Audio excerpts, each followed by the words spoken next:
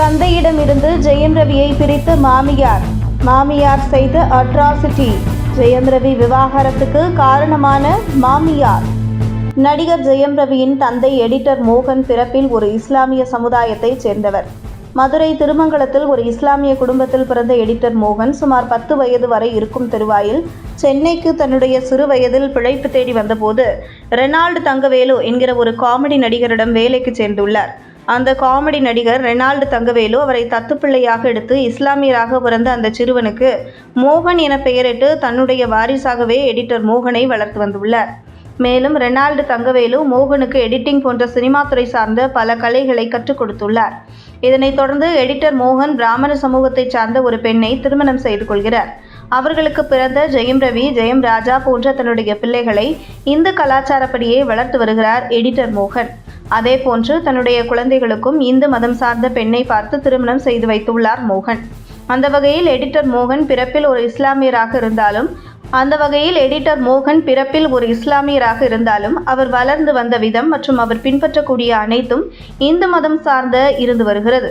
இந்த நிலையில் எடிட்டர் மோகன் தன்னுடைய 2 மகன்களான ஜெயம் ரவி மற்றும் ஜெயம் ராஜா இருவரையும் ஆரம்பத்திலிருந்து ஜெயம் ரவியை ஒரு நடிகனாகவும் ஜெயம் ராஜாவை ஒரு இயக்குனராகவும் செதுக்கி வளர்த்து வந்துள்ளார்.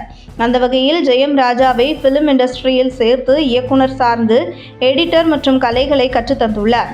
அதே போன்று ஜெயம் ரவிக்கு டான்ஸ், நடிப்பு என ஒரு நடிகராக என்ன தேவையோ அதை அனைத்தையும் கற்றுக் கொடுத்து கல்லூரியில் ஜெயம் ரவியை விஸ்காம் படிக்க வைத்தார்.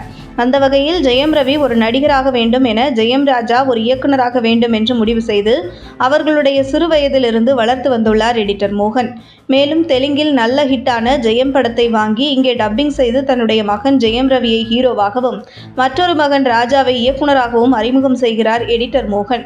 தற்பொழுது தன்னுடைய 2 மகன்களும் இன்று மிகப்பெரிய அளவில் வளர்ந்தவுடனே அவர்களே சொந்தமாக முடிவெடுக்கும் இடத்திற்கு வந்துவிட்டார்கள். ஆனால் ஆரம்ப காலகட்டத்தில் ஜெயம் ரவி நடிக்கும் படத்தின் கதைகளை அவருடைய தந்தை எடிட்டர் மோகன் தான் கேட்டு வந்துள்ளார். அதன் பின்பு ஒரு கட்டத்தில் ஜெயம் ரவியே தன்னுடைய கதையை கேட்க படத்தையும் புக் செய்தார்.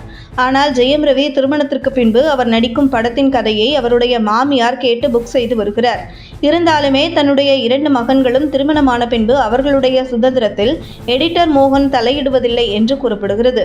அந்த வகையில் சமீபத்தில் ஜெயம் ரவி அவருடைய மனைவியுடனான விவாகரத்துக்கு காரணம் தந்தையிடமிருந்து அவரது மாமியார் ஜெயம் ரவியை பிரித்து ஜெயம் ரவி சினிமா கால்ஷீட் கொடுப்பது முதல் அவர் எந்த கதையில் நடிக்க வேண்டும் என்பது வரை அனைத்தும் தனது கட்டுப்பாட்டுக்குள் வைத்திருப்பதால் தான் என கூறப்படும் நிலையில் அது உண்மை இல்லை என்றும் தன்னுடைய மகன் ஜெயம் ரவி சுதந்திரத்தில் எப்போதும் எடிட்டர் மோகன் தலையிடுவதில்லை என கூறப்படுகிறது.